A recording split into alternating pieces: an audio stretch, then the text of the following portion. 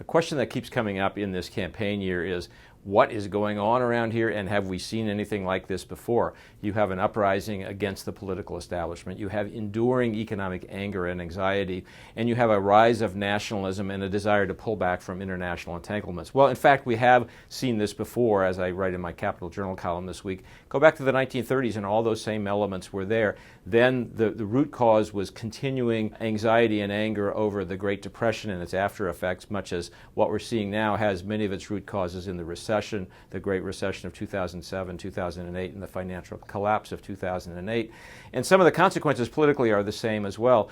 You had in the 1930s a rise of populism, the Huey Longs of the world, and some extremes on both sides of the equation. Father Coughlin on the right, and Upton Sinclair, a real socialist who was the Democratic nominee for governor of California in 1934. So you're seeing echoes of that in Donald Trump and Bernie Sanders today, and also in Europe, where obviously the British just decided to vote to withdraw from the European Union, a kind of bring everybody back home sentiment that you saw in Europe and in Britain in particular in the 1930s as well. Now, this isn't to say that we're going to have the same cataclysmic outcome as we did in the 1930s. Obviously, the rise of fascism in Europe and ultimately World War II were the outcomes then. We're not seeing anything like that yet. But I do think the lesson is a different one, but it's equally important, which is that establishment mainstream politicians have to take these sentiments seriously. They're not to be dismissed. The anger and the anxiety are real. The causes are legitimate in many cases. And even if the responses are somewhat exaggerated, they're real and have to be taken seriously and have to be taken into account. I think Franklin Roosevelt kind of showed that a mainstream politician